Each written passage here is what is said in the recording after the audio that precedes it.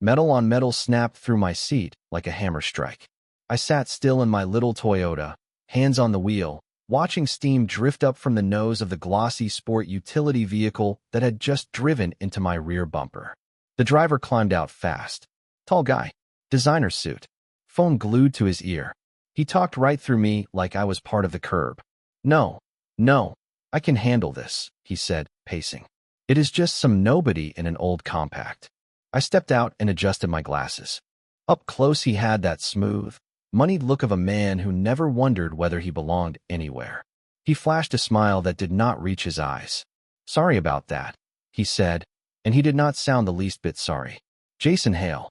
He stuck out a hand without breaking his call. My insurance will take care of it. You were not hurt, were you?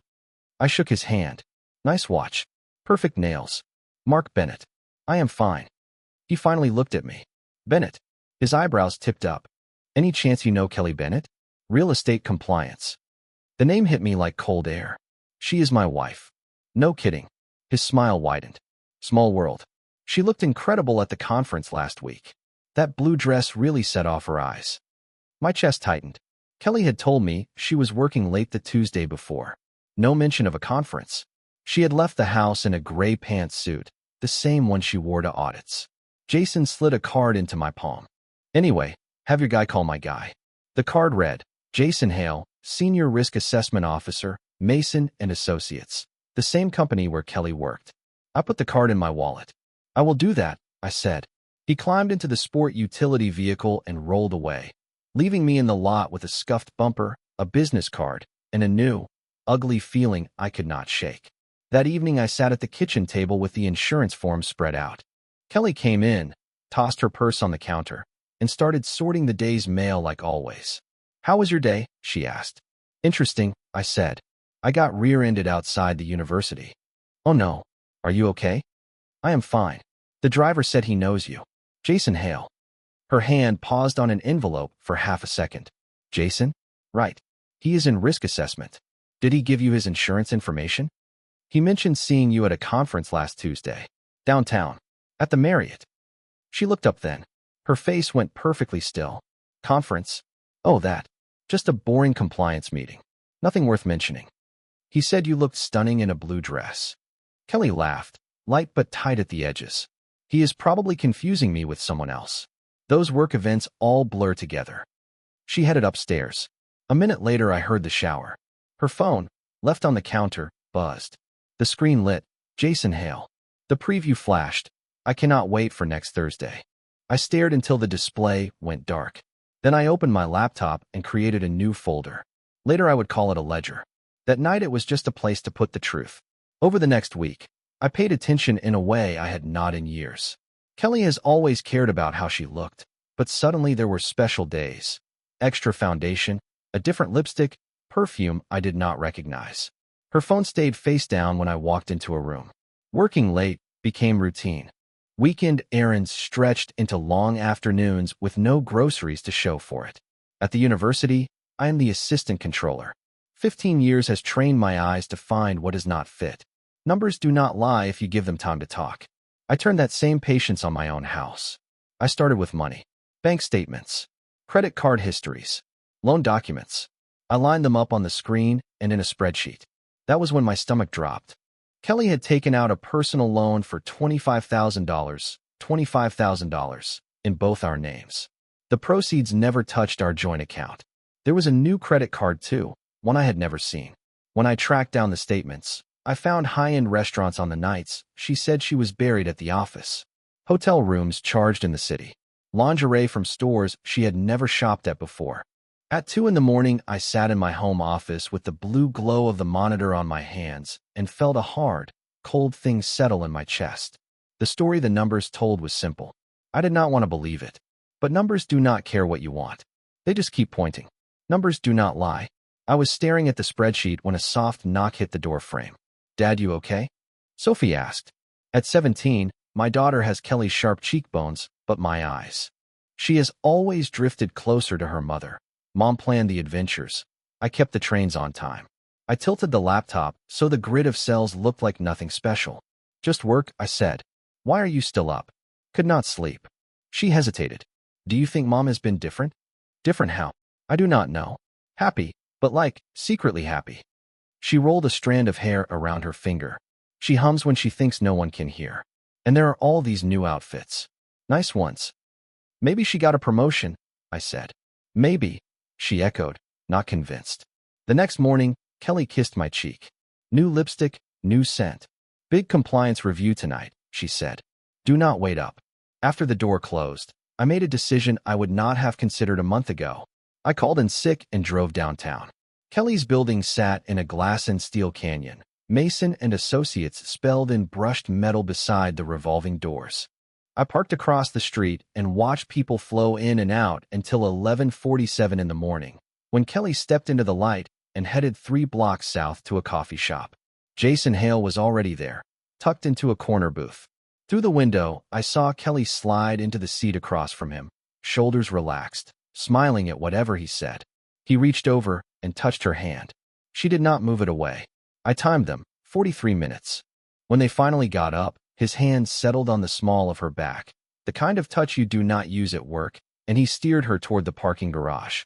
I followed at a distance, staying several cars behind as his freshly repaired sport utility vehicle eased onto the interstate. They pulled into the Fairmont about 20 minutes outside the city. Not flashy, discreet. The place you go when you want the front desk to mind its own business. I watched them cross the lobby together. They did not come back out for 3 hours. That night she came home late, dropped her bag, and complained about the compliance review. How was your day? She asked. Quiet, I said. Worked on some budget projections. She nodded and headed upstairs for another shower. I opened a new spreadsheet. This one was not for the university. I labeled the columns time, place, duration, expense, note. And then I added the columns that actually mattered: lie, trust withdrawal, betrayal balance. Over the next weeks, a rhythm formed. I would take sick leave, tail her, and write it all down. Dates, addresses, the exact minute she stepped into a lobby, and the exact minute she stepped out. Thursdays turned into their hotel afternoons. Tuesdays were lunch, then a drive to Jason's apartment, a high-rise that cost more than my annual salary. Patterns do not stop at lunch breaks. They bled into everything. I learned Jason was married. His wife lived in Boston while he kept an apartment in Columbus for work.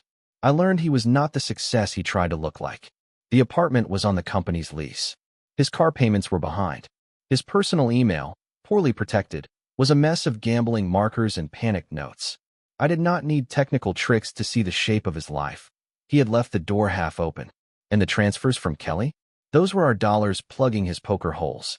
The last piece clicked on a gray Thursday in October. I sat in the hotel bar with a coffee and a newspaper, while Kelly and Jason were upstairs in their usual room. A young woman burst through the doors, jaw set, eyes scanning. She marched to the desk. I am looking for Jason Hale, she said, loud enough for the lobby to hear. He is here. He was supposed to meet me 2 hours ago. The clerk murmured something about privacy. She did not blink. His wife hired me, the woman said. I am a licensed investigator. You can point me to him, or I can start knocking on every door. I folded the paper and slipped outside. In the car, I dialed Kelly. Hey, honey, I said when she answered, a little breathless. How is that review going? You know how it is, tedious, she said. We will probably be here a few more hours. That is too bad. I was hoping we could grab dinner. Maybe tomorrow. I really need to focus on this. Of course. Love you. Love you too. I ended the call and stared at the hotel entrance. 23 years of marriage. 17 since Sophie came home from the hospital in a blanket with tiny ducks. A mortgage, joint accounts, little league schedules, teacher conferences, summer road trips. All of it sitting on a foundation I had assumed was rock. My phone buzzed. A text from Kelly. Review running even later than expected. Probably will not be home until after midnight. It was 4:17 in the afternoon. That night, I did not go home. I did not drive home. I pulled into a 24-hour diner and slid into a corner booth where the light was soft and the coffee did not stop. The waitress was about my age, maybe a little older, with tired hands and kind eyes. She kept topping me off without asking. Rough day? She said around 11 at night. You could say that. Want to talk about it? I looked at this stranger who had no stake in my life and felt something give way inside me. I think my wife is having an affair. The words floated between us like smoke. Once they were out, there was no way to pull them back. "I am sorry," she said. "That has to hurt." "The strange part is I am not even surprised," I said. Looking back, the signs were all over the place. I just chose not to read them. "What are you going to do?" I stared into the dark coffee. "I honestly do not know." But the truth was already forming. I make a living balancing books. I understand deficits and reconciliations. Kelly had been withdrawing trust for months and leaving me with debt. It was time to close the gap. The next morning, I handed in my resignation at the university. I called it early retirement and told my supervisor I would be consulting. That was not completely false. I had a very specific client and a very specific problem to solve. Losing my university access meant I had to get creative. I rented a small office across from Kelly's building using part of my retirement savings. I bought a decent camera, a longer lens, and some software that could help me organize digital trails. Then I did what I have always done best. I studied the pattern. I followed Jason Hale the way I would follow a suspicious entry through a ledger. His habits, his purchases, his public records. It did not take long to see that he was a structure made of playing cards. The gambling debts were deeper than I first guessed. Small irregular withdrawals lined up with known game nights. There were nicks taken out of client accounts, amounts so minor most people would miss them, but my eyes are trained for odd cents and off-cycle dates. His reimbursements were padded, too. Personal meals submitted as client dinners, resort charges tucked under conference lodging, mileage that did not match any calendar. Then I found the piece that made my jaw set. There was a charitable fund that Mason and Associates administered. Money flowed out to a shell company, set exactly 31 days, then moved along to a second account before most of it wandered back home. Not all of it returned. The missing slices piled up somewhere warm and far away. Jason probably believed the trail could not be followed. He was wrong. It took me one long afternoon to map the path. Once I knew the landscape, I built my response. Move 1 was quiet. I created a fresh email with no ties to me and sent a short note to Mason and Associates' internal audit team. I did not shout. I simply suggested that some expense and reimbursement patterns deserved a closer look. I included just enough detail to make a professional curious and left out anything that would put Jason's name on the first line. Move 2 was more personal. I had learned Jason's wife, Linda Hale, lived in Boston and had started to question his long stays in Columbus. He had told her there was a project that required a local apartment. I called her office and introduced myself as a colleague who was worried about inconsistencies in shared project files. I suggested she take a look at credit card activity on accounts he could reach. I kept my voice steady and concerned, not angry. A person will listen longer when you sound like you care what happens to them. Move 3 aimed at home. I had set up monitoring on our own network months ago for basic safety, and it showed me what Kelly had been searching. Divorce attorneys. Initial consultations. Quiet transfers from our joint savings into her personal account. Small amounts, frequent as rain. I moved the money back and changed the access codes. She never mentioned it, which told me plenty about where her head was. My last move used the piece already in play. The private investigator who had been hired to track Jason's whereabouts. I reached out and said I was a friend who had noticed some troubling behavior. I shared a narrow slice of what I had found, enough to show that the problem was bigger than hotel receipts. He was grateful. He had been paid to record infidelity. Evidence of financial crimes would be worth far more to the person who hired him, and far more to the truth. Within 2 weeks, the shine on Jason Hale's life started to peel off like cheap chrome. What began inside Mason and Associates as a simple glance at expense reports widened into a full-blown internal investigation. Word traveled fast in hushed voices. Doors closing, calendars filling with urgent meetings nobody could explain. I watched from my rented office across the street, blinds tilted just enough to hide me. I saw Jason arrive earlier than usual and leave long after dark, his posture tight, his face set in that brittle smile people wear when the ground under them is moving. I also noticed Kelly's change. Her calls came more often, shorter, sharper. She paced while she talked, then stared at the phone like it might bite. Then Linda Hale appeared. No warning, no appointment. She walked through the lobby with a thick folder under her arm and the look of someone who was finished being lied to. Later I learned what she carried: credit card statements, bank records, and enough timeline to choke a calendar. The picture they drew of her husband was not flattering.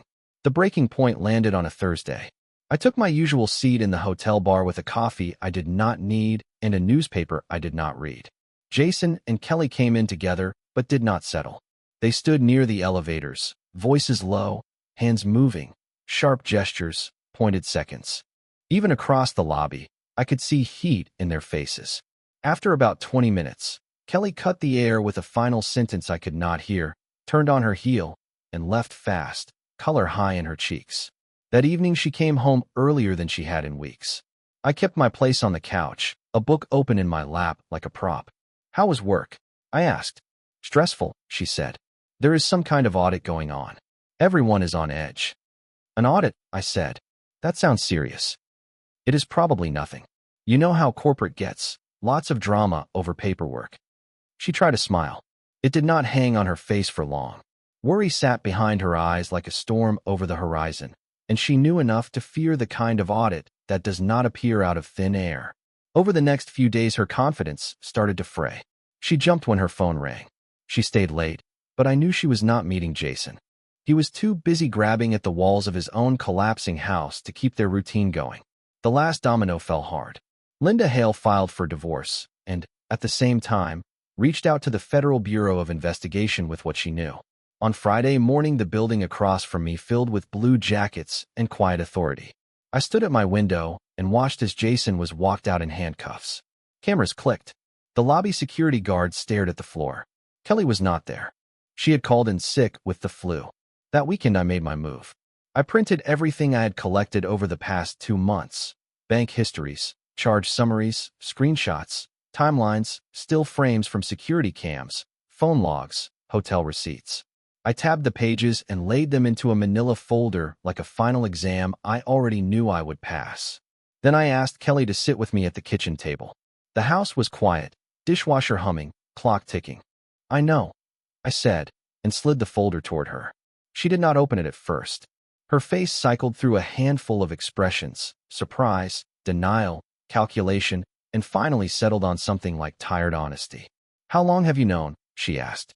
"Since the car crash," I said. "Jason mentioned a blue dress at a conference you never told me about." She opened the folder and started turning pages. The surveillance stills, the room charges, the transfers, the dates that matched the nights she said she was working late. I watched her eyes move and knew when each piece landed. "This is a lot," she said quietly. "I am good at my job," I said. She looked up. "What do you want?" I had been asking myself that question for weeks. An apology? An explanation? To rewind time? None of that existed.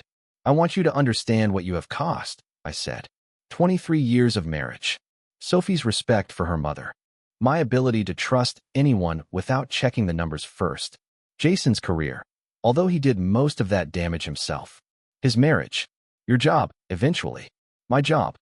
I flipped to a page I had marked.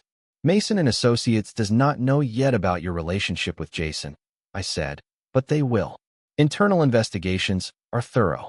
They will find the patterns, your help on his expense reports, those compliance summaries nudged to fit his story, company time and company tools used for personal meetings." Her face went pale. "You cannot prove that." "I can prove you were with him during work hours. I can prove you were in his apartment when you were supposed to be at meetings. I can prove you pulled money in ways that do not match the story you told me." I let the next line sit heavy. "And I can tie those funds to Jason's gambling losses." That last claim stretched the truth, but the most convincing lies are stitched to solid fabric. "You are bluffing," she said, but the strength was not in her voice. I pulled out my phone and scrolled. "Here," I said, turning the screen. A clear photo. Kelly and Jason stepping into his building at 2:17 in the afternoon on a Tuesday. Faces obvious, timestamp clean. "I have hundreds of these," I said. "Different places. Different days. All while you were supposed to be at work." Kelly stared at the photo, and I watched the moment she understood she had been outmaneuvered. Her shoulders dropped. Her jaw softened. The fight went out of her eyes. "What do you want?" she asked again. "I want you to leave," I said. "Tonight. Take what you can fit in one suitcase and find somewhere else to sleep. Then I want you to sign divorce papers that give me full custody of Sophie and leave you with exactly what you brought into this marriage 23 years ago." "That is not fair." "Fair." I laughed, and the sound was colder than I expected. You stole from our joint accounts to cover your lover's gambling debts. You lied to me every day for months. You were planning to blindside me and take half of everything I worked for, including money I did not even know you had taken. Tell me what part of any of that sounds fair." She shut the folder and pushed it away like it burned. "I never meant for it to happen," she said, "but it happened. I need time to think." "No," I said. "You need to pack." That night she filled 2 suitcases with clothes. I carried them to her car the same way I carried groceries and luggage for 2 decades. Polite. Steady. No scene. "What will you tell Sophie?" she asked by the open trunk. "The truth," I said. "She is old enough to understand that actions have consequences." Kelly drove off. I stood in the driveway and watched the red lights shrink and disappear at the end of the street. I felt hollow, but underneath the emptiness there was something like relief. The guessing was over. The pretending was over. Sophie came home from a friend's place an hour later and noticed the silence right away. "Where is Mom?" We sat in the living room. I told her what I could tell without making new wounds. I showed her the paper trail, bank transfers, loan documents, charges that did not fit our life. I did not show the photographs. I did not need to. She listened without interrupting. When I finished, she stared at her hands for a long time. "I knew something was wrong," she said at last. "The way she kept looking at her phone. The way she seemed happier when you were not around." "I am sorry you had to learn like this," I said. "Are you getting divorced?" "Yes." "Can I stay with you?" Something tight in my chest loosened. Of course. The months that followed played out the way I suspected they would. Mason and Associates wrapped up their investigation and terminated Kelly for violating company policy. She was not charged. I had been careful. I made sure her part looked careless and naive rather than criminal. But her career in compliance was over. Jason pleaded guilty to multiple counts. A federal judge gave him 4 years. Linda divorced him and moved back to Boston with their kids. His apartment went in an asset forfeiture filing, and the bank took the car he liked to park at the edge of every lot. Kelly found work answering phones at a small insurance office for less than half of what she used to make. She rented a studio, the kind with a window that looks straight into a brick wall, and she drove a 10-year-old sedan with a dented door. Friends and neighbors passed me these updates like they were delivering casseroles after a funeral. Maybe they thought I would feel sorry for her. I did not. The divorce was final in February. Kelly signed without a fight. She understood that a court battle would only drag more of her secrets into daylight. I kept the house, the savings, and custody of Sophie. She kept her personal belongings and received half the proceeds from selling her car to cover her legal bills. I went back to work. A smaller university across town needed a controller. The pay was better. The leadership cared about clean books and straight answers. It felt good to put my skills into a place that valued precision and accountability. I started a small garden on the side of the house. Turning soil with my hands steadied me. 6 months after the divorce, Kelly showed up on a Saturday morning. Sophie was at a friend's. I was kneeling by the tomatoes, pulling weeds. "We need to talk," she said. I stood and brushed dirt from my palms. She looked thinner, older. Her hair was shorter and threaded with gray. Her clothes came from discount racks now, not department stores. "About what?" I asked. "About what you did to Jason," she said, "and what you did to me." I dried my hands on a towel and studied her face. "What I did? You took us apart like we were a broken machine," she said. "You solved us. You made sure there was nothing left." "You two did that to yourselves," I said. "I made sure there were consequences." "Jason lost everything," she said. "His job, his family, his freedom. And why? Because you could not handle that I was happy." Happy. The word sat wrong in my mouth. "Yes," she said. "For the first time in years I felt alive. He made me feel beautiful, wanted, important. And you hated that." I looked at her and, for a heartbeat, saw the woman I met in college. Confident, bright, a spark in every room. But that woman had made choices. Choices carry weight. They land somewhere. "You chose this," I said quietly. "You chose it over me. Over Sophie. Over the life we built." Kelly blinked. The morning breeze moved the edge of her sleeve. Somewhere down the block a lawn mower started up, and the sound filled the space between us. "There are always consequences," I said. "You taught me that better than anyone. You took money out of our family to pay for your happiness," I said, keeping my voice level. "You lied to me every day for months. You were getting ready to walk away and leave me with nothing while you started a new life built on dollars you siphoned from our joint accounts. I would have figured out a way to pay it back, she said. With what? I asked. Jason's embezzled funds? His lucky night at a card table? Kelly's face folded in on itself. He was not a bad person. He made mistakes. He was stealing from a charitable fund, I said. Money meant for sick children. Whatever I did wrong as a husband, I never stole from sick children. You did not have to destroy him completely, she whispered. I looked at the woman I had shared a home with for more than 2 decades and felt nothing. Not love, not hate, not even pity. Her compass pointed somewhere I could not follow. I did not destroy Jason, I said. I made sure people saw who he really was. If that wrecked him, that says more about him than it does about me.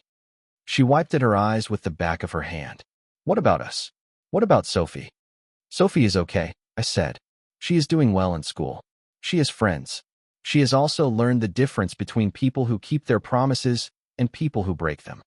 She will not even take my calls anymore, Kelly said. That is her choice, I answered. She is 17. She gets to decide what kind of relationship she wants with her mother. Kelly studied me a long moment. You have changed. You used to be kind. I used to be naive, I said. There is a difference. I never meant to hurt you. But you did, I said, steady. And you would have kept hurting me if I had not stopped you. That is what separates us, Kelly. When I saw what you had become, I acted. She turned toward the door, then paused. Do you ever wonder what would have happened if you had just talked to me? If you had told me you knew about Jason and asked me to end it? I thought about it honestly. Would you have ended it? Silence stretched. I do not know, she said at last. Then there is your answer, I said. After she left, I sat on the porch and let the quiet settle around me. For a while, I tried to summon guilt about Jason's prison sentence, about Kelly's smaller life, about the long chain of dominoes I had tipped on purpose. It did not come. What rose instead was the thing that had been missing for months, peace. That evening Sophie came home and found me with a book in my lap and my feet on the step. Mom stopped by, she said, dropping into the chair beside me. I know, I said. She wanted to talk. What did she say? She thinks you were too harsh. Sophie stared across the yard at the maple tree. Do you think you were? I slid a finger into the book to hold my place and looked at my daughter. At 17, the outline of the woman she would become was already there, thoughtful, direct, unafraid of hard questions. I think I was exact, I said. Your mother made choices. I made sure those choices carried appropriate consequences. Somebody else might have handled it differently. I handled it the only way I trust, like an accountant.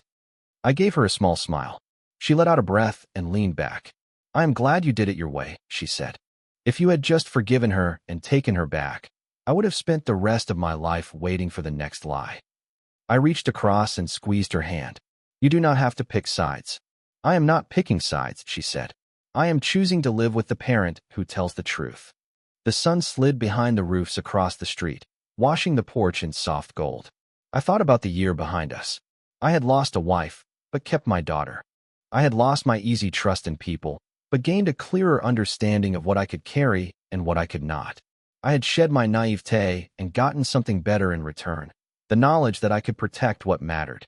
My phone buzzed. A number I did not recognize. Hi, I am Rachel from the book club. We met at the coffee shop last week. Would you like to have dinner sometime? I looked at the message for a long breath, then deleted it. I was not ready for that. Maybe I would not be for a while. For now I had my daughter, my work, and a level horizon in my chest where the storm used to sit. That felt like enough. I opened my book and found my place. A breeze moved the pages. Somewhere a neighbor's dog barked and fell quiet. Stars nudged their way into the sky, one by one, and I sat exactly where I belonged.